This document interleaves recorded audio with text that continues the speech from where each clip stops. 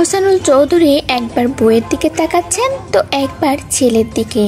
এইদিকে বইয়ের ছলছল চোখ, অন্যদিকে ছেলের গনগনে কণ্ঠস্বর। কোন দিকে যাওয়া উচিত বুঝে উঠতে পারছেন না তিনি।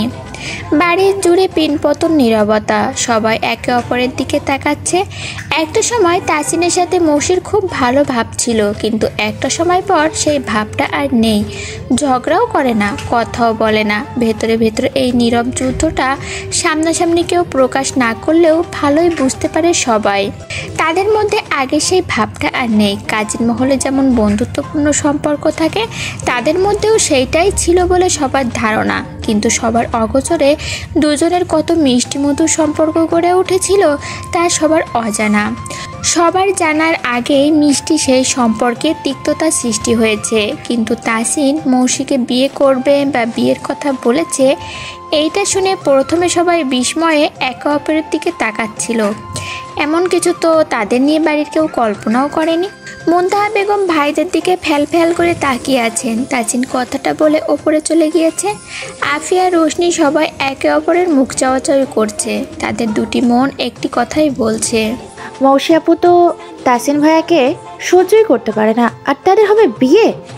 মুনতাহা বেগম বড় ভাই ভাবির দিকে একবার তাকিয়ে কিছু বলতে চাচ্ছিলেন, কিন্তু মস্তিষ্ক বাধা দিয়েছে। মুনতাহা বেগম বসা থেকে উঠে বাড়ি চলে আসলেন। এইটুকু সময়ের মধ্যে কি একটা অবস্থার সৃষ্টি হলো। তাসিন যেমন জেদি, মৌসি তার দ্বিগুণ জেদি। মৌসি তো তাসিনকে দু চোখে সহ্য করতে পারে না। মৌসির ধারণা তার মা তার চেয়ে ভাইয়ের ছেলেকে বেশি ভালোবাসে। এইটা নিয়ে যত হিংসে তার মনে।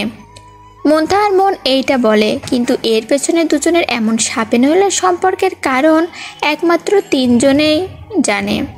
তাসিন নিজের ঘরে গিয়ে তন্ময়কে কল দিল। মৌসির কাছে থেকে কি ফিডব্যাক পাবে আল্লাহ জানে। টেনশনে পাগলের মতো অবস্থা তার। তাসিন তন্ময়কে কল দিয়ে পুরো ঘটনাটা শেয়ার করলো। এতদিনে একটা কাজের কাজ করেছিস বেটা, বুকে পাটা আছে দেখছি। বাইরে চিনতে আমার জ্বর চলে আসছে। এক মুহূর্তে বুকের পাটা ফুটুস করে চুপসে ফেললি, এই সাহস নিয়ে দেশ চালাবি? তাসিন ঘরে পায়চারি করছে। মৌসির ব্যাপার নিয়ে কারো কথা সে তোয়াক্কা করে না, কিন্তু সেই মৌসি যদি বিপরীতে যায়। তাসিন চিন্তিত মুখে বলে, শালা তুই মজা নিস না। আমি আসবো নাকি? এই মুহূর্তে তন্ময়ের ওই বাড়িতে যাওয়ার একটু ইচ্ছে নেই, মন মানসিকতাও ভালো না। তারপরেও বন্ধুকে সাহস দেওয়া তার একটা দায়িত্বের মধ্যে পড়ে। তাসিন এখন আসতে না করে দিল। এমনিতেই অনেকটা রাত হয়েছে। আহসানুল চৌধুরীর সাথে নীরবে যুদ্ধ চলছে তাহমিনা চৌধুরীর। ছেলের মুখের ওপর বড় বড় কথার জন্য তার বাবাকেই দায়ী করছেন তিনি। বাবার সাথে না থাকলে ছেলের এত বড় সাহস হয় কিভাবে? এইটাই এখন তাহমিনা চৌধুরীর ভাবনা। আহসানুল চৌধুরী খুবই শান্ত স্বভাবের মানুষ। তিনি ঝামেলা, মোটা কথা পছন্দ করেন না। নিরিবিলি একজন মানুষ। যৌথ একটা পরিবার। এতগুলো বছরে কখনো এই বাড়িতে উচ্চস্বরে কথা কাটাকাটি হয়নি কারোর সাথে। এইদিকে আফিয়ার এঙ্গেজড ডেট ফিক্সড। নিকটে, তার ওপর নতুন করে একটা ঝামেলা। মৌসিকে বাড়ির সবাই প্রচণ্ড ভালোবাসে। অন্য সময় হলে তাসিনের মুখে এমন একটা কথা শুনে বাড়ির সবাই আনন্দে নাচানাচি করত, কিন্তু এমন একটা পর্যায়ে ব্যাপারটা খুশি হওয়ার চেয়ে চিন্তা বেশি। তাহমিনা চৌধুরী ফ্যাস ফ্যাস করে কেঁদে কেটে একাকার। এইভাবে কান্নাকাটি করছো কেন? তাহমিনা শাড়ির আঁচল দিয়ে চোখ মুছে বললেন, বাবাকে কি বলবো, কিভাবে তার আবদার নাকচ করব? তোমার ছেলেটা তো মুখের উপরে না বলে চলে গেল, একবার আমাকে বুঝলো না। আহসানুল চৌধুরী তাহমিনাকে কাছে টেনে নিয়ে মাথায় হাত বুলিয়ে দিয়ে বললেন, তাসিনের সামনাসামনি কথা বলো, কান্নাকাটি না করে ছেলেটাকে বোঝাতে হবে। তাহমিনা চৌধুরী নাক টেনে বললেন, তুমি তো তোমার ছেলেকে একটা কথাও বললে না, তাকে বাধা দিলে না। এতদিনে তোমার ছেলে বলে লাফাতে, আর এখন যে কথা শুনছে না আমার ছেলে হয়ে গেল। তাহমিনা চৌধুরী নাক টেনে বললেন, আমার ছেলে হলে আমার কথা শুনতো। আচ্ছা, এখন তর্ক করার সময় নয়। তুমি তাসিনের সাথে কথা বলো, তারপর আমি তো আছি, বাকিটা আমি দেখছি। তাহমিনা করুণ হৃদয়ে মুখ ভার করে আবারও বললেন, তাসিন মৌসির কথা কেন বলল? এমন কথা আগে তো কখনো শুনিনি। বলল তো, এতদিনে কেন বলল না? তাহলে তো বাবাকে এইভাবে আশা দিয়ে আসতাম না। এত কিছু ভাবার সময় এখন না তাহমিনা। তাসিনের সাথে কথা বলো, তুমি ভালো করে বোঝালে বুঝবে। আমাদের লুবনা তো দেখতে শুনতে খারাপ না, তাসিনের সাথে সুন্দর মানাবেও। আর তাসিন তো গান খুব পছন্দ করে, লুবনা ভালো গানও করে। তাসিন বছর খানেক আগে বলতো, আম্মু যেই মেয়ে গান গাইতে পারে তাকে তোমার ছেলের বউ করে ঘরে আনবা, তোতা পাখির মতো তোমাকে আর আমাকে গান শোনাবে। তেমন মেয়েই তো আমি নিয়ে আসতে চাচ্ছি। আহসানুল চৌধুরী গম্ভীর কণ্ঠে বললেন, তোমার ছেলে যাকে বিয়ে করার কথা বলছে সেও কিন্তু নামকরা গায়িকা তাহমিনা। তাহমিনা চৌধুরী শুনেও না শোনার ভান করে বললেন, আমার সাথে তুমিও তাসিনের কাছে চলো। আহসানুল চৌধুরী আর তাহমিনা তাসিনের ঘরে যাওয়ার জন্য পা বাড়াচ্ছিল, তখনই তাসিন দরজায় নক করলো। তাসিনকে দেখে তাহমিনার মনটা হালকা হলো। সে ভাবলো তাসিন হয়তো তার মায়ের অবস্থাটা বুঝতে পেরেছে, কিন্তু হলো তার উল্টোটা। তাসিন এসে বলল, আব্বু তুমি আগে ফুপার সঙ্গে ফোনে কথা বলে নিও, তারপর ফুপির কাছে যেও, ফুপাকে আগে জানানো দরকার। তাহমিনা চৌধুরীর মুখটা আগের চেয়ে বেশি মলিন হয়ে গেল। আজ তার ছেলেকে সে চিনে উঠতে পারছেন না। যেই ছেলে একটু মন খারাপ দেখলেই পিছু পিছু হাঁটতো, কারণ জানার জন্য মরিয়া হয়ে উঠতো, সেই ছেলে আজ মায়ের মন খারাপ দেখেও নির্লিপ্ত। চোখ দুটো যেন কালো কাপড়ে বেঁধে রেখেছে। মন খারাপের সাথে রাগ অভিমানে মিশ্রণে বড়সড় একটা বিস্ফোরণ ঘটল। তাহমিনা চৌধুরী তাসিনের গালে সজোরে একটা থাপ্পড় বসালেন। আহসানুল চৌধুরী বিস্ময়ে কিংকর্তব্য বিমূঢ়। তাসিন চোখ তুলে তাকালো। তাহমিনা আক্রোশে ফেটে পড়লেন, উচ্চস্বরে বললেন, নির্লজ্জের মতো নিজের বিয়ে নিয়ে মাতামাতি করতে লজ্জা করছে না তোমার? মায়ের সম্মানটা মাটিতে মিশাতে চাও? তাহমিনার চিৎকারে পুরো বাড়ির মানুষ তাহমিনার ঘরে সবাই জেগেই ছিল। তাসিন আর মৌসির বিষয় নিয়ে আলোচনা করছিল। তাসিনের মেজমা ছোট মা এগিয়ে গিয়ে তাহমিনাকে শান্ত করার চেষ্টা করলেন। তাহমিনা অশান্ত হয়ে বললেন, এতদিন পর বাবার স্পর্শ পেয়েছি, নিজের করা ভুল থেকে ক্ষমা পাওয়ার কারণ পেয়েছি। তিনি একটা আবদার করেছেন, সেইটা যদি রাখতে পারি এই অপরাধবোধ আমার আর আজন্মেও কাটবে না। এই ছেলেকে কিভাবে বোঝাবো আলেয়া? তাসিনের মেজমা তাহমিনাকে শান্ত হতে বলেছিলেন। এই মানুষটাই এতদিন এই পরিবারকে আগলে রেখেছেন, সেই মানুষের কান্না কারোরই সহ্য হচ্ছে না। তাসিন মাহমুদ কিছুক্ষণ মাথা নিচু করে বসে থাকার পর বসা থেকে উঠে দাঁড়ালো। মায়ের মুখোমুখি দাঁড়িয়ে বলল, লুবনাকে বিয়ে করলে নানুর সাথে তোমার করা অন্যায়ের ক্ষমা হয়ে যাবে, তাই তো? তাহমিনা দৃঢ় কণ্ঠে বললেন, হ্যাঁ যাবে, সম্পর্কটা আরো মজবুত হবে, নিজের করা অন্যায়ের ভার থেকে শান্তি পাবো। তাসিন আগের চেয়ে আরো শান্ত গলায় বলল, বাবাকে বিয়ে করে অন্যায় করেছিলে তুমি? তাহমিনার কণ্ঠ নিচু হলো। অন্যায় কেন করব? তাহলে তুমি অন্যায়ের ভার থেকে শান্তি পাবা কেন বলছো? যেটাকে তুমি অন্যায় বলেই মনে করো না, সেখানে কিসের ভার থেকে শান্তি পেতে চাও বলো আমায়? তাহমিনা এর উত্তর খুঁজে পেলেন না। তাসিন আবার বলতে শুরু করলো, তোমার বাবার মনে যতক্ষণ নাতি নাতনিকে নিয়ে এত আশা, সেই আশা নিয়ে এতদিন কেন আসলো না তোমার কাছে? কেন পরিবারের কাউকে হলেও এতগুলো বছরে তোমার একটা খোঁজ নিল না? তাহমিনা মিনমিনে কণ্ঠে বললেন, বাবা আজ তো বলছিলেন। তাসিন এবার ক্রোধ নিয়ে বলল, লুবনা আমার 2-1 বছরের ছোট হবে, এর বেশি না। আর তোমার বাবার বাড়িতে মেয়েদের 18 বছর বয়সের মধ্যে বিয়ে হয়ে যায়, টেনে 20 পর্যন্ত যায়, আর লুবনা সেখানে 27+। এতদিনেও কি তোমার বাবার আসার সময় হয়নি তোমার কাছে? কেন? তোমার আশাতেই বসেছিলেন তিনি। তোমার চোখের পানি দেখে কত বন্ধুবান্ধব দিয়ে খোঁজ নিতাম। মির্জা বাড়িতে তোমার কদর কতটুকু আছে তাদের বলা কথা অনুযায়ী 5% আশা করার মতো সংবাদ আমার কানে আসেনি। না হয় তোমার ছেলে তোমার কান্না দেখে তোমাকে এই বাড়িতে বসিয়ে রাখতো না, মাথায় করে নিয়ে যেত তোমার বাবার কাছে। তোমার বাবার কাছে তুমি মৃত, এইটা মানুষকে বলে বেড়ান তিনি। আমার বাবা না হয় সেই সময় বেকার ছিলেন, এখন যা আমার বাবার আছে তা কি তোমার ওই জমিদের বাবার আছে? এতদিনে হয়তো এই দিক সেই দিক শুনেছেন আহসানুল চৌধুরীর কোন পর্যায়ে গিয়েছেন। এখন এত কিছু শুনে তার মৃত মেয়ে তার কাছে জীবিত হয়ে উঠল, তার মানে মায়া জন্মালো। এতদিন কোথায় ছিল এই মায়া? সবাই নীরব। বাড়ি চির নিস্তব্ধতা, কারো মুখে কোনো শব্দ নেই। এতক্ষণ কথার ঝংকারে জ্বলে ওঠা বাড়ি ক্ষণিকের মধ্যেই নিস্তব্ধতা বিরাজ করছে। তাজিন আবার কথা শুরু করলো, এবার আসি মৌসির ব্যাপার নিয়ে। তাকে নিয়ে ভাবনা আমার এই নতুন না। তাকে নিয়ে যখন থেকে ভাবনা তখন সে দেশ বিদেশের পরিচিত মুখ ছিল না, না গাইতো দর্শকের সামনে গান, আর না ছিল ফিল্মের পর্দায়।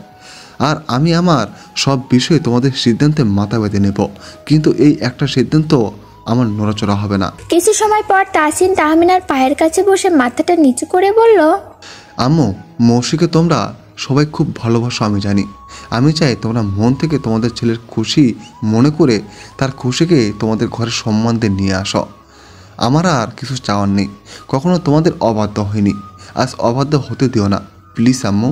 তাহমিনা চৌধুরী স্তব্ধ হয়ে দাঁড়িয়ে আছেন। তাসিনের মেজো চাচা, ছোট চাচা, আফিয়া, রোশনি, বিহান সবাই তাহমিনার সামনে তাসিনের মতো করে বসে পড়ল। তাসিন এখনও মাথা নিচু করে বসে আছে। বাড়ির সবার চোখে একটাই চাউনি, একটাই চাওয়া তাহমিনা হ্যাঁ বলুক। সবার একাগ্রতা দেখে তাহমিনা আর চুপচাপ থাকতে পারলেন না। মৌসিকে সেও ভীষণ ভালোবাসে। তাসিন এইটা আগে বললে তাহমিনা চৌধুরী সবচেয়ে বেশি খুশি হতেন, কিন্তু পরিস্থিতি একটু ভিন্নতার স্বাদ দিল। তাহমিনা তাসিনের মাথায় হাত রাখলেন, তাসিনকে ধরে উঠিয়ে বললেন, খুব শীঘ্রই ঘরে বউ আনবো। বাড়ির সবাই একসাথে আনন্দে লাফিয়ে উঠল। তাসিনের ছোট মা দৌড়ে গিয়ে ফ্রিজ থেকে মিষ্টি বের করে নিয়ে এসে সবাইকে মিষ্টি মুখ করালেন।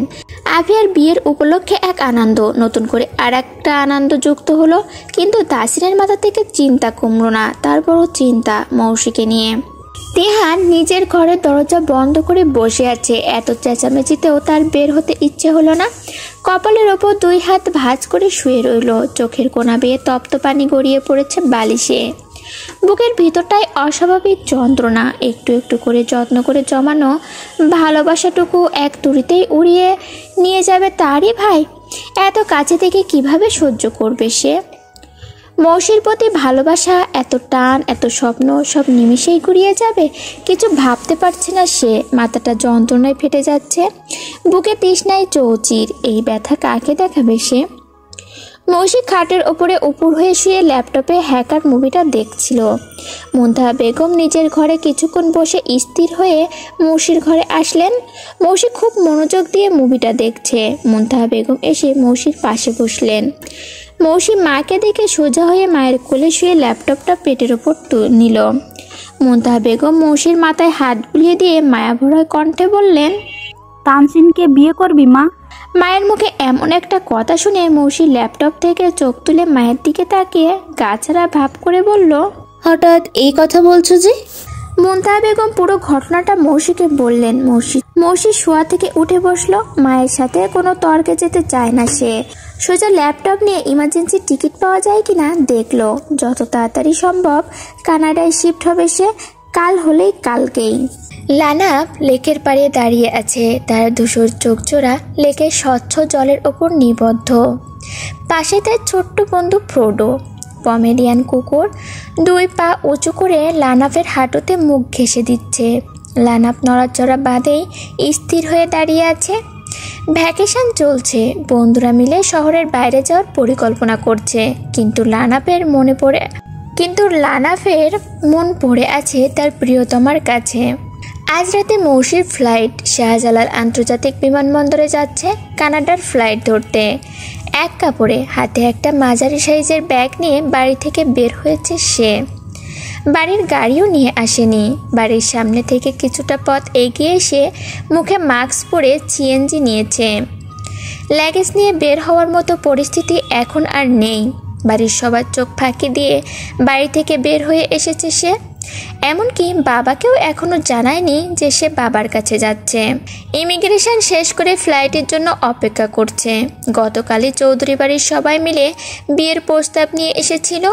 মামাদের সিদ্ধান্তের ওপর কথা বলার সাহস মৌসির নেই।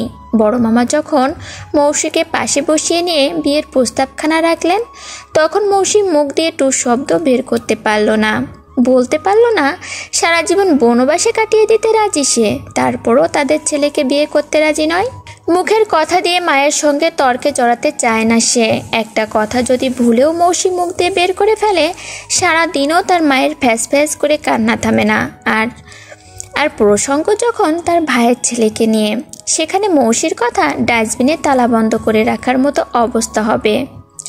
সে কথার পছন্দ হলেও তার মা ফিরে তাকাবে না। তার ভাইয়ের ছেলে হলো লাখে একটা, তার মেয়ের মতো অবাধ্য নয়। এতগুলো ভালোবাসার মানুষের সামনে সে মুখে মুখে তর্ক করতে পারবে না, আর বিয়ে না করার কারণও বলতে পারবে না। তাই সে সবার অগোচরে নিজের মতো করে ভালো থাকতে চায়। পুরানো কথার ঘা সে ভুলতে পারে না, এখনো কানে বাজে তার। কোনো কথার মধ্যে যেতে চায় না, নীরবে সরতে চায় সে। আর সেটাই করলো মৌসি। ইমার্জেন্সি প্লেনের টিকিট কেটে দুদিনের মধ্যে পাড়ি জমাচ্ছে সুদূর কানাডায়। বিয়ের বিষয়ে বাড়ির কারোর সামনে হ্যাঁ না কোনোটাই বলল না। সবাই ধরে নিল মেয়ে লজ্জায় চুপ করে আছে, তাই নিজেদের মতো করে আয়োজন শুরু করে দিল। কালকে কাবিন করে রাখবেন, তারপর আফিয়ার বিয়ের পর তাসিনদের বিয়ের অনুষ্ঠান করবেন। এই কথায় আহসানুল চৌধুরী বলে গেলেন বোনের কাছে। সন্ধ্যায় তাসিন সহ বাড়ির সবাই বিয়ের জন্য শপিংয়ে গিয়েছেন। মৌসিকে যেতে বলেছিল, কিন্তু মৌসি শরীর খারাপের বাহানা দিয়ে আর বের হলো না। তাসিন মৌসির সাথে কয়েকবার কথা বলার চেষ্টা করেছিল, কিন্তু কথা বলতে পারেনি। মৌসি সেই সুযোগ দেয়নি। তাসিন জোরাজুরি না করে বিয়ের আগ মুহূর্ত পর্যন্ত অপেক্ষা করবে ভেবে রাখলো। তারপরের দিনগুলো শুধু তার হবে। শুধু কাবিন করা হলেও টুকটাক কেনাকাটা করতেই হবে। তাসিন পছন্দ করে লাল টুকটুকে একটা বেনারসি কিনলো। বাড়ির অন্যরা হাবিজাবি জিনিসগুলো কিনে নিল। এইদিকে মৌসি প্লেনে উঠে মায়ের ফোনে কল দিয়ে বলল, আমার এমার্জেন্সি কাজ পড়ে গিয়েছে, তাই দেশের বাইরে যাচ্ছি।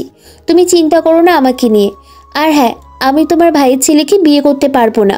পরে কল দিব, বাই।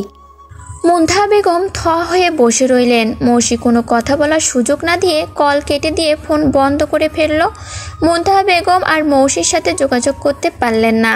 কানাডার টরন্টো শহরে মৌসির বাবা এনামুল শেখ থাকেন। মৌসি নিজেদের বাড়িতে এসে উঠল।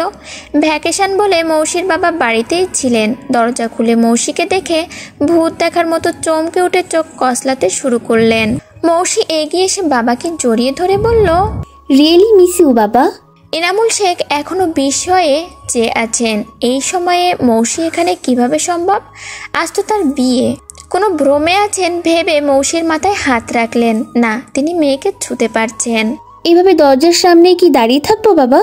এনামুল শেখ মেয়েকে নিয়ে ভেতরে এসে ডিভানে বসলেন। মৌসি যে কতটা ক্লান্ত এটা তার চোখ মুখ দেখেই বোঝা যাচ্ছে। বাবার চিন্তিত মুখটা দেখে মৌসি নিজে থেকেই বলল, আমাকে একটু সময় দাও বাবা, ফ্রেশ হয়ে তোমার সাথে বিষয়টা শেয়ার করছি। তার আগে মাকেও কিছু জানিও না।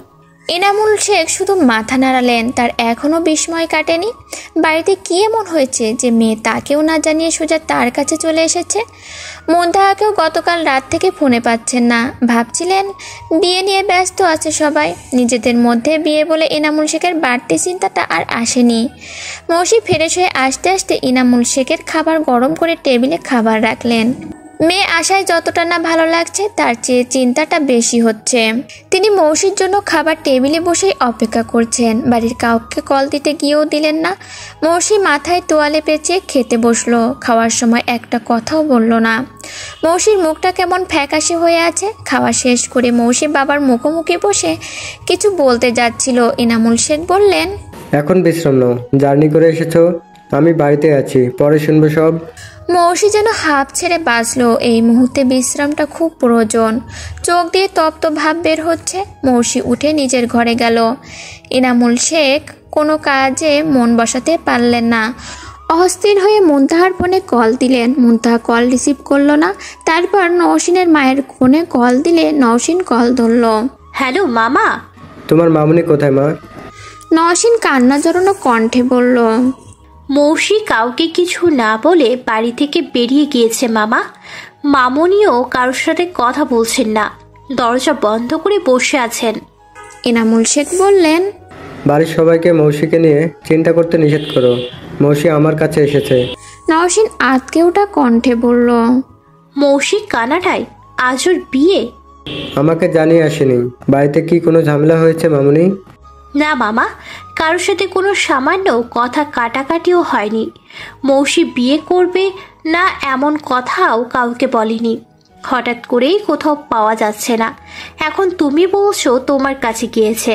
মামুনির চিন্তায় ঘর থেকে বের হচ্ছেন না। এনামুল শেখ বলার আর কিচ্ছু খুঁজে পেলেন না, শুধু বললেন, তোমার মামুনিকে চিন্তা করতে নিষেধ করো। আমি তো আছি, দেখছি মৌসির সাথে কথা বলে। এনামুল শেখ কল কাটতেই নওশিন দরজার বাইরে থেকেই বলল, মামনি, মৌসি কানাডায় মামার কাছে গিয়েছে, তুমি আর চিন্তা করো না, মৌসি ঠিক আছে, তুমি দরজা খোলো প্লিজ। নওশিনের কাছ থেকে শেখবাড়ির সবাই শুনলো মৌসি কানাডায় চলে গিয়েছে। সবাই মৌসির সেফটি নিয়ে চিন্তামুক্ত হলেও মন খারাপটা কারোর দূর হলো না। একটা বিয়ে ভেঙে চলে যাওয়া কতটা যে ক্ষত, এইটা ভেবেই শেখবাড়ির সবাই মন ভার করে রইলেন। সারাটা দিন মুন্থা নিজের ঘর থেকে বের হলেন না, কারোর সাথে কোনো কথা বললেন না। চৌধুরী বাড়ির সবাই ড্রয়িং রুমে বসে আছেন, কেউ অফিসে যাননি। তাসিন ভোরেই বাড়ি থেকে বেরিয়ে গেছে, তার বসে থাকলে চলবে না।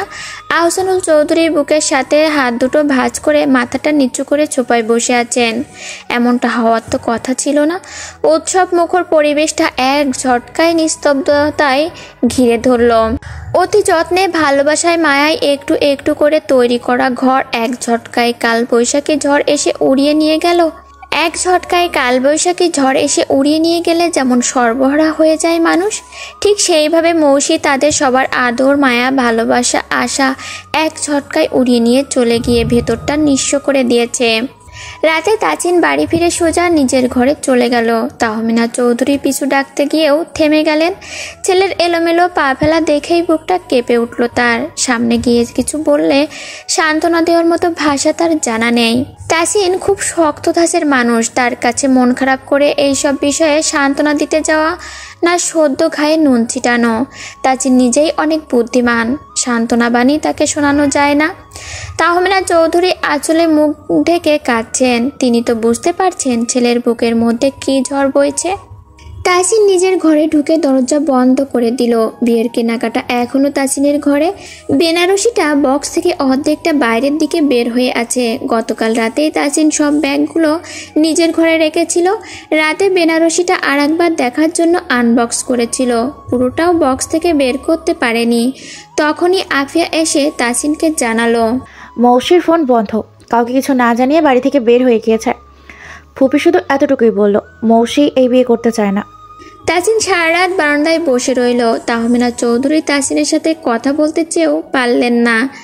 তাসিন দরজা খুলল না, শুধু বলল সে ঠিক আছে, এখন ঘুমাবে। তারপর সারা রাত বারান্দায় বসে থেকে ভোরের দিকেই বের হয়েছিল। এখন ঘরে ঢুকে শাড়িটা বক্সে রেখে আলমারিতে তুলে রাখলো। এই পৃথিবীর প্রতি কেমন যেন বিতৃষ্ণা এসে গিয়েছে তার। বুকের ভেতরে গলা কাটা মুরগির মতো ছটফট করে রক্তক্ষরণ হচ্ছে। চিনচিনে একটা ব্যথায় দম বন্ধ হয়ে আসছে। বুক ডলেও এই ব্যথা কমানো যাচ্ছে না। বাথরুমে ঢুকে শাওয়ারের নিচে দাঁড়িয়ে রইল ঘন্টার পর ঘন্টা। চোখের নোনা পানিগুলো শাওয়ারের পানির সাথে মিশে দেহবিহেম নেমে গেল পায়ের নিচে। মৌসি সেদিন আর বিছানা ছেড়ে উঠল না। এনামুল শেখও মেয়েকে সময় দিলেন। বড়সড় কিছু না হলে তার মেয়েটা এইভাবে চলে আসতো না। তাই নিজে থেকে আর মেয়ের কাছে কিছু জানতে চাইলেন না। পরের দিন বিকালে মৌসি নিজেই বাবাকে নিয়ে হাঁটতে বের হলো। লম্বা একটা সময় গিয়েছে। বাবা চিন্তা করছেন এটাও সে বুঝতে পারছে। বাড়ি থেকে কিছুটা সামনে গেলেই একটা লেক পড়ে। ওই লেকের পাশেই মৌসি বাবাকে নিয়ে বসলো। মৌসির চোখ মুখ ফোলা, দেখেই বোঝা যাচ্ছে কান্নাকাটি করেছে।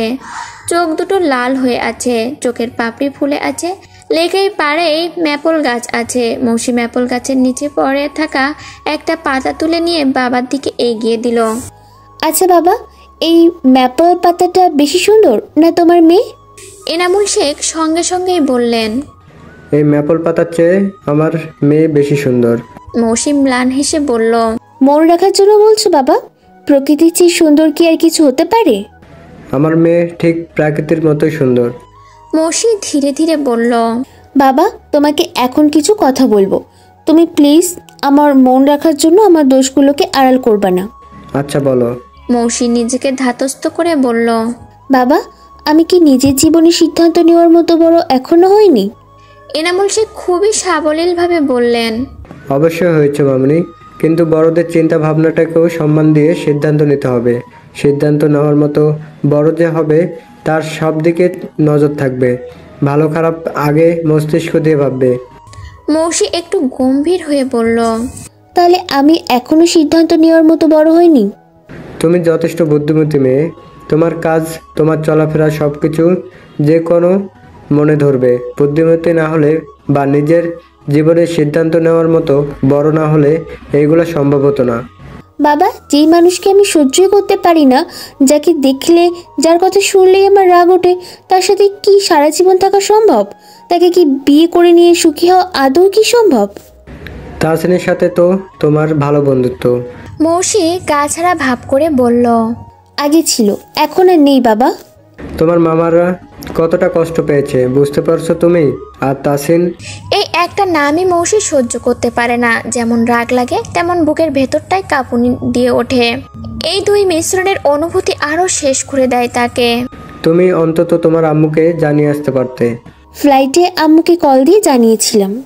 তুমি সিদ্ধান্ত নেওয়ার মতো বড় হয়েছো মামুনি, কিন্তু সম্মানটা রক্ষা করে সিদ্ধান্ত নেওয়ার মতো বড় তুমি এখনো হওনি।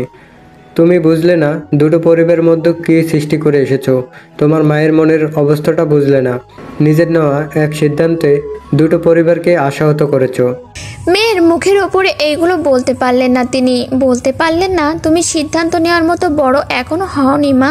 তুমি চাকচিক্য দেখেছো, চাকচিক্যর ভেতরের এবড়ো খেবড়ো দেখোনি। তুমি নিজেই নিজের অনুভূতি বোঝোনি। তুমি নিজেই কান্না করে খুন হচ্ছ, কিন্তু এই কান্নার কারণ তুমি খোঁজোনি। বাবারা মেয়েদের আশাহত করতে পারে না। সন্তানের যন্ত্রণা বুঝেও যন্ত্রণার ওপরে যন্ত্রণা দিয়ে কথায় পিষে মারতে পারে না। এনামুল শেখও মেয়েকে এই সময় কিছু বলতে পারলেন না। শুধু মেয়ের বলা কথাগুলোই শুনলেন, বোঝালেন মেয়ের পাশে তিনি আছেন। বেশ কিছুক্ষণ বাবা মেয়ে গল্প করলো। তারপর মৌসি কিছুক্ষণ এখানে একা বসে থাকতে চায় বলে বাবাকে বাড়িতে পাঠিয়ে দিল।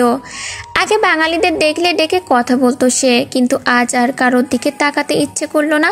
বাঙালির দেখা পাওয়া যায় কিনা উৎসুক চোখে আজ আর খুঁজলো না। গতবার এসে ক্যালগেরিতে গিয়েছিল। টর্নেডোর পরে ক্যালগেরিতে সবচেয়ে বেশি বাঙালি। বিদেশে এসে এই বাঙালি মানুষগুলোকেই দু চোখ বেশি খোঁজে। মৌসি কিছুক্ষণ লেকের পাড়েই চুপচাপ বসে রইল। বসে থাকতে থাকতে আনমনে চোখ দুটো দিয়ে পানি গড়িয়ে গাল ভিজে গেল। এক পর্যায়ে এসে ডুকরে কেঁদে উঠল। এই কান্নার মানে তার জানা নেই। পরিবারের সবার মুখগুলো চোখের সামনে ভেসে উঠছে। একটা মুখ শুধু চোখের পাতায় ঝাপসা লাগছে। এই ঝাপসা মুখটা সে স্পষ্ট দেখতে পাচ্ছে না। এই অস্পষ্ট ঝাপসা মুখটা কার? মৌসি আর কিছু ভাবতে পারল না। বুকের ভেতরটা ভীষণ ফাঁকা লাগছে। হাঁটুতে মুখ গুজে অনেকক্ষণ বসে রইল। মাঝে মাঝে ফুপিয়ে কেঁদে উঠছে। অনেকটা সময় পর মৌসি মুখ উঁচু করে তাকাতেই চমকে উঠল। তার সামনে ইয়াশ কালারের টি শার্ট আর 3/4 প্যান্ট পরনে ধূসর চোখের লম্বা হ্যাংলা পাতলা দেহের একজন যুবক গালে হাত দিয়ে শান্ত দৃষ্টিতে তার দিকে অপলকভাবে তাকিয়ে আছে। মৌসি নড়ে চড়ে উঠল। এইভাবে কি কেউ কারোর দিকে তাকিয়ে থাকে, তাও আবার বিদেশি হয়ে? দেখেই বোঝা যাচ্ছে কানাডিয়ান এক যুবক, কিন্তু তার দিকেই কেন এইভাবে তাকিয়ে থাকতে হবে? মৌসিকে নড়ে চড়ে উঠে বসা দেখে যুবকটি গগন কাঁপিয়ে হো হো করে হেসে উঠল। যুবকটির হাসি দেখে মৌসি ফ্যাল ফ্যাল করে তাকিয়ে রইল তার দিকে। রাগ হলেও প্রকাশ করতে পারল না। যুবকটি অনেক কষ্টে হাসি থামিয়ে বলল, হেই মিস, বোকা মেয়েদের মতো কান্না করো কেন? মৌসি যুবকটির দিকে এবার রাগী চোখে তাকালো। কি বলা উচিত? জবাব দেওয়ার মতো এই মুহূর্তে কিছু খুঁজে পেল না। তাই লেকের পাড় থেকেই বাড়ির দিকে হাঁটা ধরল। যুবকটি হেসে বলল, হাই মিস, আমি লানাপ। তোমার কান্না করাটা মারাত্মক। আসলে কি বাঙালি মেয়েরা শীত কাঁদুনি হয়? মৌসি পিছন ফিরে আগুন চোখে তাকালো। এইদিকে লানাপের ঠোঁট জুড়ে প্রসারিত হাসি। আকাশে রক্তিম আভা, প্রতীকের জীর্ণ শীর্ণ ক্লান্ত মুখ। এক ঝাঁক পাখি উড়ে যাচ্ছে আকাশের বুক চিরে। রোশনি এলোমেলো পা ফেলে সামনে এগিয়ে যাচ্ছে। সাথে পা মেলাচ্ছে মিশান। দুজনেরই বুক ভার। রোশনি ঘন ঘন শ্বাস ফেলছে। মিশান বার ডেমের সামনে থেকে রোশনির হাত ধরে রাস্তা পার হয়ে ফুলের দোকানের সামনে এসে দাঁড়ালো। রোশনির বেলি ফুলের মালা খুব পছন্দ। মিশান বেলি ফুলের মালা কিনে সামনে হাঁটতে হাঁটতে রোশনির হাতে বেঁধে দিচ্ছিল। সামনেই মিশানের বাইক পার্কিং করা। বাইকে করে রোশনিকে নিয়ে রমনার দিকে এসে দাঁড়ালো। রোশনির চোখ বেয়ে নীরবে চোখের পানি পড়ছে। হাতের আঙ্গুলের সাহায্যে চোখের পানি আড়াল করতে ব্যস্ত সে। মিশান রোশনির দিকে তাকাচ্ছে না। পানিতে ছলছল করা চোখ জোড়া নিয়ে ফ্যাল করে এই দিক সেদিক তাকাচ্ছে। মিশান স্কলারশিপ পেয়েছে, আগামী পরশু ইউএকে চলে যাবে সে। মিশান হাত বাড়িয়ে রোশনির একটা হাত শক্ত করে ধরল। এই সময়টায় আর নিজেকে সামলাতে পারল না রোশনি, হু হু করে কেঁদে উঠল। মিশান রোশনির দিকে ফিরে চোখের পানি মুছে দিল। রোশনি কাঁদো কাঁদো কণ্ঠেই বলল, মৌসিপু এমনটা কেন করলো বলো তো? তুমি তোমার মৌসিপুর জন্য কান্না করছো? রোশনি নাক টেনে বলল, আমার সবার জন্য কষ্ট হচ্ছে মিশান। তোমার কাছে তো সব সময় মন পড়ে থাকে, ইভেন সব সময় কথা হয়। তুমি চলে গেলে প্রচণ্ড খারাপ লাগবে, কিন্তু আমাদের কথা তো চলবে। তুমি তো আমাকে ছেড়ে চলে যাচ্ছ না। আর আপু কি করলো এটা? ভাইয়ার মুখের দিকে আমরা কেউ তাকাতে পারি না। ভাইয়া শক্তপোক্ত মানুষ বলে কাউকে বুঝতে দেয় না। মৌসি এমনটাই কেন করলো? বাড়ির কেউ বুঝতে পারছে না, বড় মা নিজের ঘরে থেকে বের হয় না। কি বলবো বলো? আফিয়া আপুর এঙ্গেজ ডেট পিছিয়ে দিয়েছে বড় আব্বু। বিয়ের ডেটও পিছিয়ে দিতে চাচ্ছিলেন, কিন্তু ভাইয়া পেঁচাতে দিচ্ছে না। ধুমধাম করে বিয়ে দিবে তাই বলছে। কারোর জন্য কিছু থেমে থাকে না, শুধু মাঝখান থেকেই যেটাই হয়ে গেল সেটাই দায় রয়ে যাবে। তুমি মন খারাপ করো না। বাড়ির সবার মন খারাপ। এই পরিস্থিতির মধ্যে তুমিও চলে যাচ্ছ। আমাদের সব কিছু কেমন এলোমেলো হয়ে গেল। সব ঠিক হয়ে যাবে, চিন্তা করো না। মুনতাহা বেগম বারান্দায় বসে আছেন। রাহেলা বেগম এসে মুনতাহার সামনে ফ্লোরে বসলেন। মৌসি একের পর এক কল দিচ্ছে কয়েকদিন ধরে, কিন্তু মুনতাহা বেগম একবারও কল ধরেননি। বাড়ির আর কাউকে কল দিয়ে প্রশ্নের সম্মুখীন হতে চায় না সে। তার একমাত্র নির্ভরশীল জায়গা মাহিমের ফোনে কল দিয়ে বাড়ির সবাই খোঁজ নেয়। মাহিম কোনো প্রশ্ন করে না, মৌসি যা বলে শুধু শোনে। মাহিম জানে তার মৌসিবু এমনি কিছু করেনি, কিছু না কিছু কারণ ঠিকই আছে। বাড়ির সবাই মৌসির দিকে আঙুল তুলে প্রশ্ন ছুড়লেও মাহিম একমাত্র নিশ্চুপ।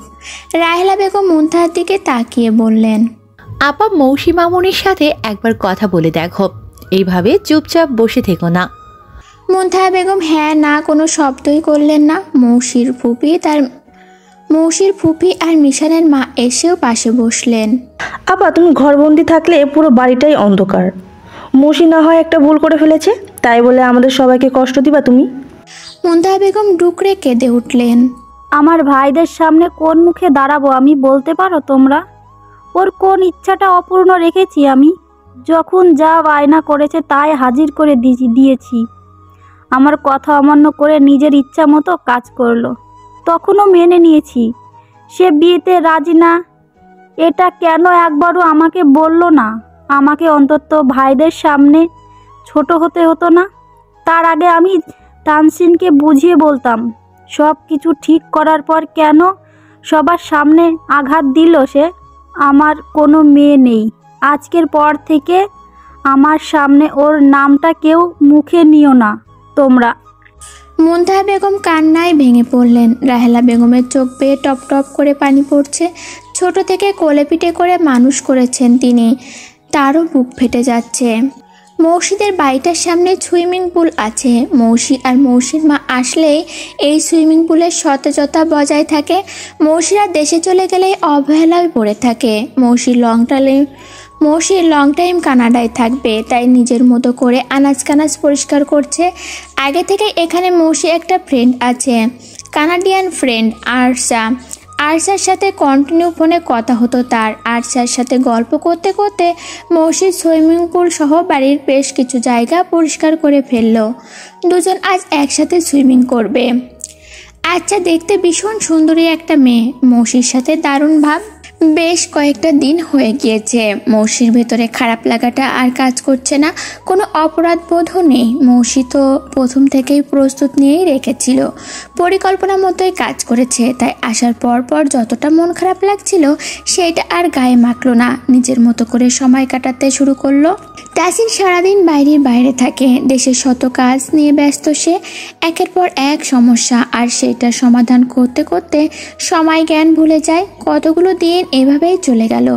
সংসদ ভবন থেকে বাড়ি ফেরার পথে তাসিন গাড়ি সাইড করে ব্রেক কষলো। আসছে নিজেই ড্রাইভ করছে, বডিগার্ডদের আগে বেরিয়ে যেতে বলেছে। তাসিনের জানালার কাজ নামিয়ে দূর আকাশের দিকে তাকিয়ে সিগারেট টানছে সে।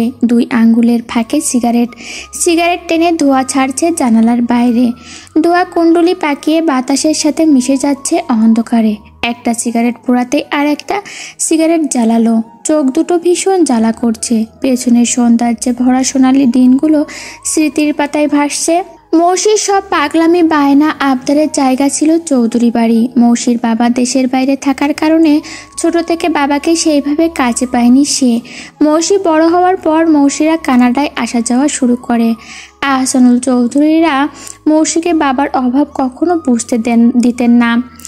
একজন বাবা যেমন মেয়েকে আগলে রাখে, সময় দেয়, তারা সবাই মৌসিকে সেভাবেই আগলিয়ে রাখত। বাবা দূরে থাকা শূন্যতা বুঝতে দিত না কেউ। বোনের একমাত্র মেয়েকে সবাই চোখের মনি করে রাখত। মৌসি ছোট থেকে একটু জেদি, কিন্তু যার সাথে ভালো বোঝাপড়া হতো তাকে ভীষণ ভালোবাসত।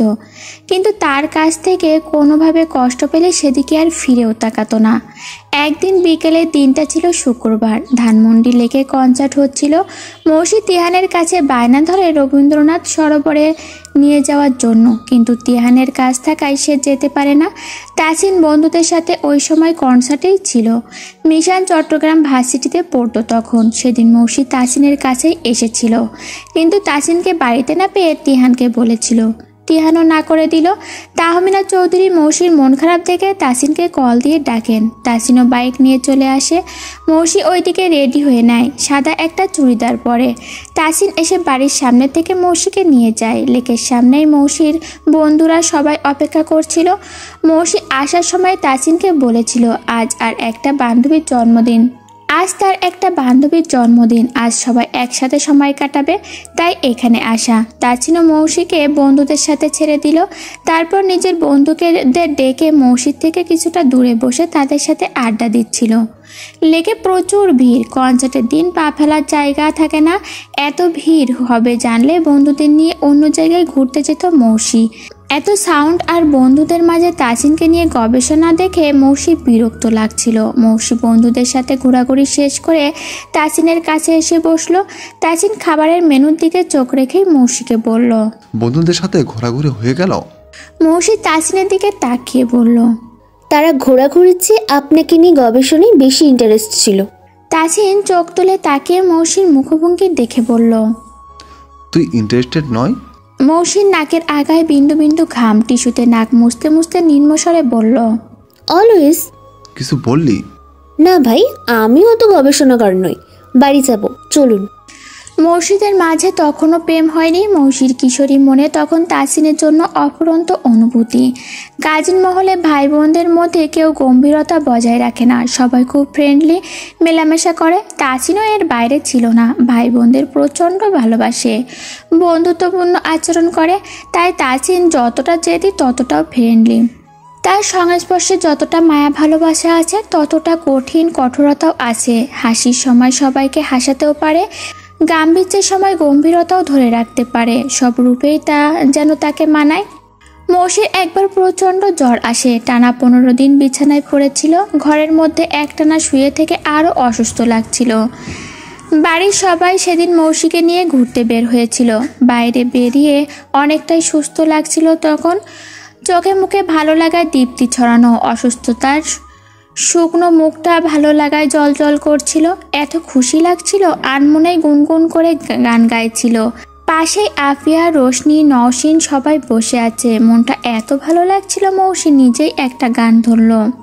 যেই তোমার হাওয়া আমাকে চুলো উড়ে গেল মন পায়রা গুলো, তাও কেন দেখেও দেখনি আজ খুলে বলো আমাকে তুমি আনলে কেন এমন সুনামি, দাও মন আমাকে এখনই।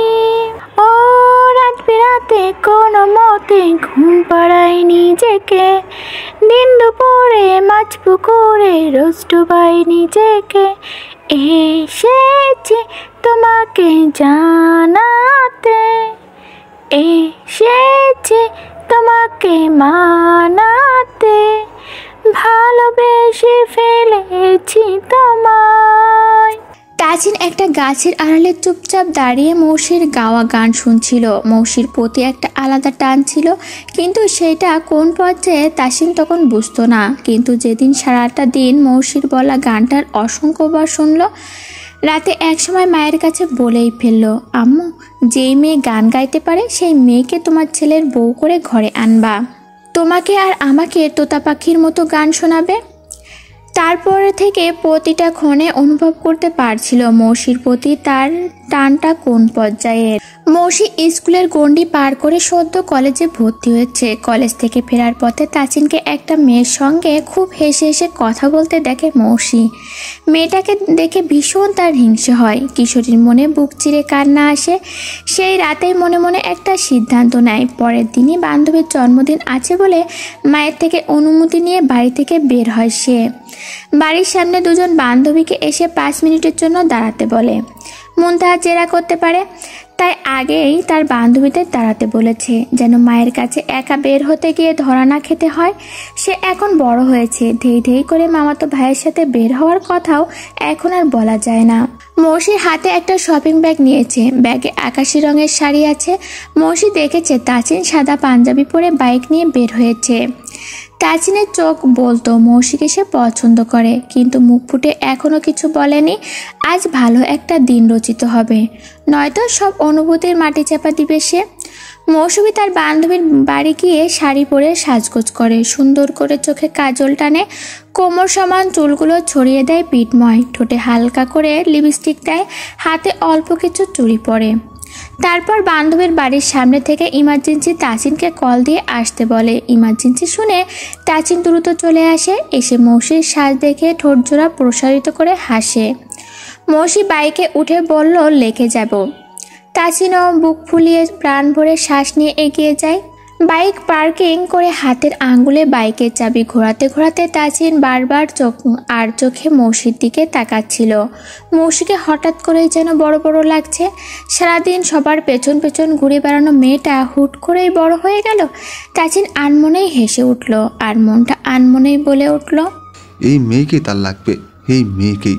মৌসি তাসিনের পাশে হাঁটতে হাঁটতে একটা 7-8 বছরের মেয়েকে বেলি ফুলের মালা নিয়ে দাঁড়িয়ে থাকতে দেখলো। মেয়েটা মৌসিদের দেখে ছুটে এসে বলল, আব্বা, মালা নিবেন? মৌসি নিচু হয়ে চোখ বন্ধ করে বেলি ফুলের ঘ্রাণ নিল, তারপর একটা মালা নিল। তাসিন মেয়েটাকে মালার দামটা দিয়ে দিল। মৌসি মেয়েটার মাথায় হাত দিয়ে মিষ্টি করে হেসে মালাটা মেয়েটার হাতেই বেঁধে দিল। তাসিন এইটা দেখে আর একটা মালা কিনে সামনে এনে গিয়ে এক জায়গায় বসলো। সামনে এগিয়ে গিয়ে একটা জায়গায় বসলো। মৌসিও পিছু পিছু গিয়ে তাসিনের পাশে বসলো। তাসিন মৌসির হাতটা নিজের কোলের ওপরে নিয়ে বেলি ফুলের মালাটা হাতে পেতে দিল। তাসিন মালাটা হাতে বেঁধে দিচ্ছিল, আর মৌসি গলায় আবেগ ঢেলে বলেছিল, ভালোবাসেন আমায়? আচমকা মৌসির মুখে ভালোবাসবেন আমায় কথাটা শুনে চমকে তাকালো তাসিন। মৌসির মুখে ভালোবাসা অর্জন করে নেওয়ার আকুতির ছাপ, চোখে ভালোবাসা পাওয়ার তৃষ্ণা। তাসিন কিছুটা সময় মৌসির দিকেই চেয়ে রইল। সে যেন ভাষা হারিয়ে ফেলেছে। যেই কথাটা মৌসিকে বলার অপেক্ষাতেই এতদিন পার করেছে সে, সেইটাই তার মুখ থেকে শুনলো আজ, তাও এত আকুতি ভরা কণ্ঠে। তাসিন যদি আগে থেকে ভালো না বাসতো, তাহলে এই চোখের মায়া ভরা আকুতির দিকে তাকিয়ে এখনই হয়তো প্রেমে পড়ে যেত। মৌসি মাথাটা নিচু করে আবারও বলল, আপনাকে আমি কারোর সাথে সহ্য করতে পারি না। এটাই কি আমার দোষ বলুন? আপনি আমাকে ভালো না বাসলে এখনই বলে দিবেন। আমি আর মায়া করে আপনার দিকে তাকাবো না। আপনি রাখলে আপনার চোয়ালের দিকে তাকালেই কেমন জানি লাগে, সেইটা আর লাগবে না। এক কথায় আমি পুরোপুরি সব অনুভূতি থেকে বের হয়ে আসবো।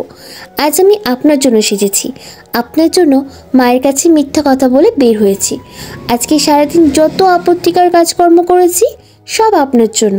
এবার বলুন, আপনার মনে আমার জন্য জায়গা হবে, না মন ভেঙে ফেলতে হবে আমায়?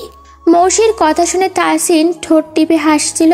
তাহসিন হাসছে বুঝতে পেরে মৌসির চোখ তুলে তাকালো। তাহসিনের হাসি দেখে মৌসির ভীষণ রাগ হলো। কষ্ট হওয়ার দরকার ছিল, কিন্তু কষ্ট না পেয়ে রাগ হলো কেন? কারণ মৌসির অবচেতন মন বলছিল পজিটিভ কিছু ঘটবে, সেটাই ঘটলো।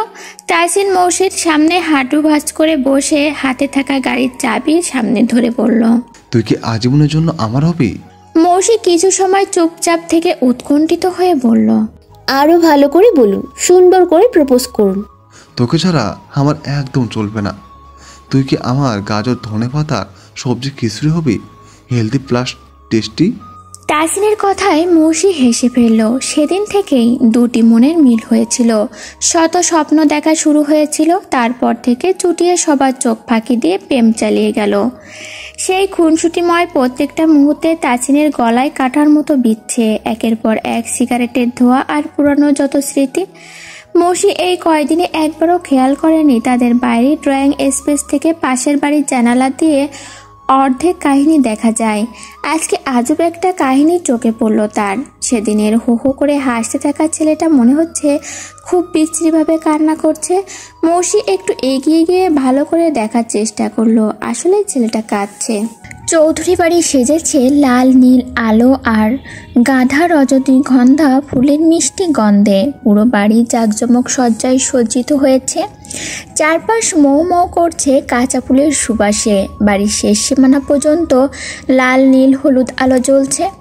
আনন্দে উৎসবে মুখরিত চৌধুরী বাড়ি। তাহসিন মেহরুন রঙের টি শার্ট আর কালো ট্রাউজার পরে ডেকোরেশনের কাজ দেখছে। এখনো হলুদের স্টেজের পুরো কাজ সম্পূর্ণ হয়নি, সেইটাই খুঁটিয়ে খুঁটিয়ে দেখছে সে। এক সপ্তাহ আগে ঘরোয়াভাবে ছোট্ট করে এঙ্গেজমেন্ট হয়েছে। বাড়ির সবার মন ভার। আফিয়ার বিয়েটা পিছিয়ে দিতে চাচ্ছিলেন আহসানুল চৌধুরী, কিন্তু তাহসিনের কথা অনুযায়ী পেছাতে পারলেন না তিনি। তাহসিনের জন্য কারো মন খারাপ করে থাকারও উপায় নেই। কারো মন খারাপ থাকলে শান্ত চোখে কঠিন স্বরে বলেছে, কারো যদি এক ফোঁটা মুখ থেকে হাসি সরতে দেখেছি, আজীবনের জন্য এই বাড়ি থেকে বের হয়ে যাব। এখানে শোক পালনের কিছু নেই। কেউ এই বাড়ির মাতা হয়ে যায়নি, তাই তাকে মনে রেখে শোক পালন করে দিন দুনিয়া ভুলে যেতে হবে। আফিয়ার বিয়ে হচ্ছে বাইরের কারণে, আর আমিও মারা যাচ্ছি না কারো শোকে। তাই আমার শোকে তোমরা শোকাহত হবা। সবার মুখে আমি হাসি দেখতে চাই। পুরো বাড়ি যেমন আনন্দে জল করছে, আমার আপন মানুষগুলোর মুখেও আনন্দ দেখতে চাই। এই বিষয়ে দ্বিতীয়বার যেন আমাকে কথা বলতে না হয়। তাহমিনা চৌধুরী তাও হু হু করে কাঁদলেন। তাহসিন বিরক্তিতে ভুরু কুচকে জল শক্ত করে বলল, আমি বিয়ে করতে চেয়েছিলাম ঠিক আছে, তবে তাকে না পেলে বাঁধবো না, বিয়ে দিতেই হবে এইটা বলে তোমাদের হাত পা ধরে জোরাজোরি করিনি যে, তাই আমার সামনে ফ্যাস ফ্যাস করে দিনরাত কাঁদবা। তাহসিন কঠিন স্বরে মায়ের সাথে কথা বলেছে বুঝতে পেরে মাকে বোঝানোর জন্য মায়ের সামনে গিয়ে নরম স্বরে বলল, আমার হাতের কাজগুলো গুছিয়ে নিয়ে আমি ধুমধাম করে বিয়ে করবো মা। আফিয়া চলে যাবে, বাড়ি ফাঁকা ফাঁকা লাগবে। তোমার জন্য লাল টুকটুকে একটা বউ এনে দেবো। বউ শাশুড়ি মিলে কুটকুট করে ঝগড়া করো, তখন কেমন?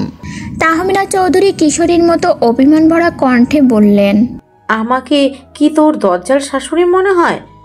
আমি আমার ছেলের বউকে বুকে করে রাখবো দেখিস। হ্যাঁ, এবার তো চোখ মুছে নাও আর তোমার বাবাকে আসতে বলো।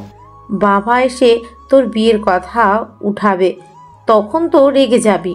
তাই বলে তোমার বাবাকে একবার দাওয়াত দিয়েই ভুলে যাবা? আসার জন্য আরেকবার বলবা না? তোমার বাবা তো পেঁয়াজ ধরনের বেশি। বলে হলো দাওয়াত দেওয়ার পর কি কেউ আর একবারও ফোন দিয়েছিল?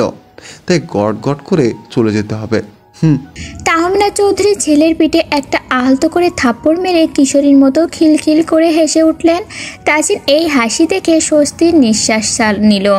যাক, কিছুটা অন্তত হাতের মুঠোয় আনা গেল। বাড়ি জুড়ে মেহমান। মুনতাহা বেগম আজও এই বাড়িতে আসেনি। তাহমিনা চৌধুরীরা জায়েরা মিলে মুনতাহা বেগমকে ডাকতে গিয়েছেন। মুনতাহা বেগম আসবে বলে এখনও ঘরবন্দি হয়ে আছেন। মিশানের ফ্লাইট হয়ে গিয়েছে। নিশান নৌসিনরা সবাই চৌধুরী বাড়িতে। মুনতাহা বেগমই পাঠিয়েছেন সবাইকে। মাফিনরা সবাই চলে এসেছে। তন্নুকেও হলুদের আগের দিনে রোশনি গিয়ে নিয়ে এসেছে। তিহান মৌসি চলে যাওয়ার পর থেকে স্বাভাবিক জীবন শুরু করেছে। বুক থেকে ভার নেমে গিয়েছে তার। আখি, তোয়া, জুই ড্রয়িং রুমে ছোটাছুটি করছে। নওশিন আফিয়ার হাতে মেহেন্দি পরিয়ে দিচ্ছে। বাকিরিয়া সিরিয়ালে বসে আছে। আফিয়ার মেহেন্দি পরানো শেষ হলেই তারা পড়বে। এই প্রথম মৌসিকে আশপাশ না দেখতে পেয়েও তিহানের মনে শান্তি লাগছে। বুকের মধ্যিখানে শূন্যতার ঝড় বইছে না, বরং আরও স্বস্তির শ্বাস নিচ্ছে। মৌসির সাথে হোয়াটসঅ্যাপে প্রতিনিয়ত যোগাযোগও হচ্ছে এখন। তিহানের মনটাও খুশি খুশি। আফিয়ার মেহেন্দি পড়া শেষ হলে চেয়ার টেনে একপাশে এসে বসলো সে। আকিকে দিয়ে নিজের ফোনটা আনিয়ে মুখস্থ নাম্বারটা ফোনের স্ক্রিনে তুলে ডায়াল করলো। সঙ্গে সঙ্গে অপর প্রান্ত থেকে কলটা কেটে দেওয়া হলো। আফিয়া যতবার কল দিল অপর দিক থেকে ততবারই কেটে দিল। প্রিয় মানুষটার এরূপ আচরণ আফিয়া মানতে পারছে না। আফিয়ার আশা ছিল শেষ পর্যন্ত তার প্রিয় মানুষ তাকে নিজের করে রাখার জন্য ছুটে আসবে, কিন্তু আফিয়ার ভাবনা ভুল ছিল। তার ভালোবাসার শেষ পরিণতি ছিল ভালোবাসার মানুষের কাছ থেকে পাওয়া প্রত্যাখ্যান। রোশনি মেহেন্দি পরে মিশানকে ভিডিও কলে দেখাচ্ছিল। মিশান রোশনির হাত দুটো ভালো করে পর্যবেক্ষণ করে কণ্ঠে মেকি রাগ নিয়ে বলল, তোমার হাতে আমার নাম কই? রোশনি টেনে টেনে বলল, বাড়ির লোকের প্রশ্নের মুখে তুমি পড়বা না, আমি পড়বো জান। রোশনি টেনে টেনে বলল। মিশান মাথা চুলকিয়ে মুখটা কাচুমাচু করে বলল, থাক, লিখতে হবে না। রোশনি ঠোঁট টিপে হেসে বলল, তুমি না বললেও আমি লিখতাম না। মিশানের রসকসহীন মুখটা দেখে রোশনি খিলখিল করে হেসে ওঠে তার দিকে তাকাতে বলে। কামিজে ডিভাইড হাতাটা উঠিয়ে কনুয়ের ওপরে মেহেন্দি দিয়ে লেখা মিশানের নামটা দেখালো। ক্ষণিকের মধ্যেই মিশান হেসে ফেলল। মিশানের হাসি মাখা মুখটা দেখে রোশনিও হাসলো। মৌসি আচ্চাকে নিয়ে সামনে একটা বাঙালি শপে যাচ্ছিল। পথের মধ্যেই মৌসির হাতে থাকা ফোন বেজে উঠল। স্ক্রিনে হিমেল শিকদারের নাম দেখে মৌসি কল রিসিভ করলো। কি অবস্থা মৌসি? ডিরেক্টর সাহেব নাকি তোমার সাথে যোগাযোগ করতে পারছেন না? কোথায় আছো তুমি? বর্তমানে কানাডায় আছি। হঠাৎ কানাডায়? ডিরেক্টর সাহেব খুব ভালো একজন প্রডিউসার পেয়েছেন, তোমার বাড়িতে গিয়েছিলেন নিউজটা দেওয়ার জন্য। আমাকে তো উনি ফোন করেননি। তোমার বাড়িতে গিয়ে জানাবেন বলে ফোন করেননি মনে হয়। ইভেন ওনার জন্মদিন ছিল, তুমি নাকি উইশও করনি, তাই মনে হয় একটু রাগ করেছেন। মৌসির ঠোঁটজোড়া গোল করে নিজের ওপরেই বিরক্ত প্রকাশ করলো। গতবার মৌসির জন্মদিনের সময় শুটিংয়ের জন্য দেশের বাইরে ছিল তারা, কিন্তু ডিরেক্টর সাহেব মৌসির মন খারাপ করতে দেননি। দেশের বাইরেই খুব বড় করে জন্মদিন পালন করেছিলেন ডিরেক্টর আজমুল সাহেব বলেন, জন্মদিনটা মানুষের জীবনে অন্যতম সবচেয়ে সুন্দর একটা দিন। এটাই কাছের মানুষের মনে রাখতে হয়। বার্থডে গার্ল আর বয়দের চমকে দেওয়া ভালোবাসা প্রকাশ করতে হয়। অনেক বলে ভালোবাসা প্রকাশটা ঘটা করে দিনক্ষণ ধরে হয় না, এমনি এমনি হয়ে যায়। যে ভালোবাসবে সে এমনিই বাসবে আর প্রতিটি দিন বাসবে, কিন্তু ভালোবাসা প্রকাশ করার জন্য দুই একটা স্পেশাল দিন ধার্য থাকলে মন্দ হয় না। এই দিনগুলো একান্ত তারই হয়, তাই এই দিনটার কাছের মানুষের মনে রাখলে খুশি হয়। জীবনের সুন্দর মুহূর্ত কয়েক ধাপ এগিয়ে যাও।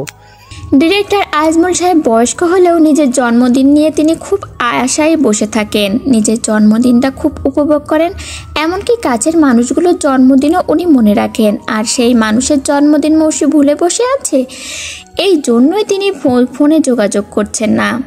আমার মাথা থেকে বের হয়ে গিয়েছে। নতুন মুভির স্ক্রিপ্ট পেয়েছো? মৌসি এবার মাথায় হাত। সে যেদিন বাড়ি থেকে বেরিয়ে আসে সেই দিনে বাড়িতে স্ক্রিপ্ট এসেছে, কিন্তু সেইটা সে তুলেই দেখেনি, বাড়িতেই ফেলে এসেছে। সরি, আমি স্ক্রিপ্টটা দেশে ফেলে এসেছি। এনি প্রবলেম মৌসি? আমি ঠিক আছি, শরীরটা একটু খারাপ যাচ্ছে। শুটিংয়ের স্পট নিয়ে ডিরেক্টর সাহেব কিছু বলেছেন নাকি? দেশের মধ্যেই কিছু জায়গা সিলেক্ট করেছেন। আমার সাথে এখনো সরাসরি কথা হয়নি। তুমি দেশে আসছো কবে? এখন দেশে যাওয়ার পরিকল্পনা নেই। হিমেল শিকদার কিছুটা অবাক হয়ে বললেন, শুটিং স্পট দেশের বাইরে হলে ভেবে দেখব, তাছাড়া রিসেন্টলি দেশে ব্যাক করছি না। মৌসি, তুমি কি হ্যাশ ব্রাউনি খেয়েছো নাকি? এখনো খাইনি, খেতে যাচ্ছি। এইটা বলে মৌসি হেসে ফেলল, তারপর বলল, ডিরেক্টর সাহেবের সঙ্গে আমি কথা বলে দেখি উনি শুটিং স্পট কোথায় সিলেক্ট করেন। ওকে, নাও বাই। মৌসি আপাতত দেশে যাচ্ছে না, এর জন্য ক্যারিয়ারে কিছুটা পিছিয়ে পড়লেও পড়তে পারে। সে জানে সে কোনো অপরাধ করেনি, কিন্তু পরিবারের সবার কাছে সে অপরাধী, নিজের মায়ের কাছে আরও বেশি অপরাধী। মুনতাহা বেগমকে কোথাও না দেখে তাসিন তার মেজমাকে জিজ্ঞাসা করলো। মেজমা বললেন, আপা এখনো আসেননি? আসবেন বলে এখনো আসছেন না? তাসিন এবার নিজেই মসজিদের বাড়িতে গেল। ড্রয়িং রুম থেকেই ফুপি বলে ডাকতে শুরু করলো। তাসিনের কণ্ঠ শুনে মুনতাহা বেগম ঘর থেকে বের হয়ে আসলেন। তাসিন সিঁড়ি বেয়ে ওপরে উঠতে উঠতে বলল, ফুপি তুমি এখনো যাচ্ছ না কেন? মুনতাহা বেগমের চোখে পানি ছলছল করছে। তাসিনের দিকে চোখ তুলে তাকাতে গিয়েও তাকাচ্ছে না। আহসানুল চৌধুরীও এসেছিলেন, বোনকে বারবার বলেছেন যেতে, এসে এমনভাবে কথা বলেছেন যে কিছুই হয়নি। তারপরও মুনতাহার মন মানছে না। তাসিন এসে ফুপির হাত ধরে নিচে আসলো। মুনতাহা বেগম ওড়না দিয়ে মুখ চেপে ধরে আছেন, যেন একটু সরালেই ডুকরে কেঁদে ওঠা শব্দ শুনে ফেলবে কেউ। তাসিন ফুপিকে নিয়ে ড্রয়িং রুমের ছোপায় বসিয়ে নিচে ফ্লোরে বসলো। সোজাসুজি ফুপির দিকে তাকিয়ে শীতল কণ্ঠে জিজ্ঞাসা করলো, ফুপি তুমি তোমার ভাইকে আগে পেয়েছো না তোমার মেয়েকে? মুনতাহা বেগম পানিতে ভরা চোখ জোড়া নিয়ে তাসিনের দিকে মমতা নিয়ে তাকিয়ে বললেন, আমার ভাইকে। তারপর বলো, আমাকে আগে তোমার জীবনে পেয়েছো না তোমার মেয়েকে আগে পেয়েছো? মুনতাহা বেগম আগের ন্যায় তাকিয়েই তাসিনের মুখটা দুহাতের মাঝে নিয়ে বললেন, আমার ছেলেটা কে? তাসিন ফুপির হাত দুটোর ওপরে নিজের হাত রেখে বলল, তাহলে তুমি তোমার মেয়ের জন্য ঘরবন্দি হয়ে পড়ে আসছো কেন? তোমার এই ছেলেটার জন্য হাসতে পারো না? যার যেটা ভালো লাগবে সে সেইটা করবে। এখানে তোমার কোনো হাত নেই ফুপি। তুমি নিজেকে দোষারোপ করে আমাকে ছোট করছো। তুমি আমার মায়ের মতো না, তুমি আমার মায়ের মতো না, তুমিই আমার মা। আমি মার কাছে শুনেছি আমাকে বড় করেছে কে। তুমি যদি মৌসির দিক ভেবে এভাবে বসে থাকো তাহলে জানবো তোমার জীবনে তোমার মেয়ে সব, আমরা কিছুই না। মুনতাহা বেগম আর কান্না আটকাতে পারলেন না, ডুকরে কেঁদে উঠলেন। তাসিন থামলো না, একটু কেঁদে নিক বরং, কাঁদলে মানুষ হালকা হয়। কিছু সময় পর মুনতাহা বেগম স্বাভাবিক হলেন। তাসিন স্বাভাবিক করালো, নানাভাবে বুঝিয়ে ফুপিকে নিয়ে নিজেদের বাড়িতে আসলো। আফিয়ার জীবনের এই আনন্দঘন মুহূর্তটা বারবার আসবে না, তার জীবনের অন্ধকার সময়টুকুর ছাপ কারো জীবনে পড়তে দেবে না সে। সবাই নিজ নিজ জায়গায় ভালো থাকুক। মৌসি সকালে হাঁটতে বের হয়েছে। প্রশস্ত চকচকে রাস্তা, নানা বয়সী মানুষ দৌড়ে সামনের দিকে এগিয়ে যাচ্ছে। মৌসি কিছুক্ষণ দৌড়ে হাঁপিয়ে উঠেছে। কতদিন হলো সে শুয়ে বসে থেকে শরীরটাকে আলুর বস্তা বানিয়ে ফেলেছে। মৌসি এমনিতেই পাতলা গড়নের, কিন্তু তার কাছে নিজেকে ইদানিং ভারী মোটা লাগছে, তাই আজ খুব সকালেই বের হয়েছে। দৌড়ে লেকের পাড়ে এসে মাথাটা নিচু করে হাঁটুর ওপরে হাত ভর দিয়ে টানা শ্বাস নিল কয়েকবার। হাঁপিয়ে উঠেছে একদম। মৌসি কিছুক্ষণ পর মাথা উঁচু করে দেখে কেউ একজন মৌসির সামনে পানির বোতল ধরে দাঁড়িয়ে আছে। ইতিমধ্যে এই ছেলেটার সাথে বেশ কয়েকবার দেখা হয়েছে তার। ছেলেটা ফর্সা, হ্যাংলা পাতলা শরীরের, চোখ জোড়া সবসময় হাসি মাখা। মৌসি হাত বাড়িয়ে পানির বোতল নিয়ে ঢকঢক করে পানি খেয়ে বলল, সবসময় হাসতে থাকা মানুষটাও আড়ালে বাচ্চাদের মতো কান্না করে? লানাপ একটু সোজা হয়ে দাঁড়ালো, হাতের একটা আঙ্গুল খাড়াখাড়িভাবে ঠোঁটের পাশে রেখে কিছু একটা ভেবে বলল, বাঙালি মেয়েরা কাঁদতেও পারে আবার কাঁদতেও পারে। মৌসি ভুরু কুচকে বলল, মানে? লানাপ মৌসির হাত থেকে পানির বোতলটা নিয়ে আবার দৌড়ালো। কিছুটা সামনে এগিয়ে গিয়ে পিছনে ফিরে বলল, নেক্সট টাইম। মৌসি ভুরু কুচকে লানাপের চলে যাওয়ার পথের দিকে তাকিয়ে রইল, মনে মনে আওড়ালো, অদ্ভুত তো ছেলেটা।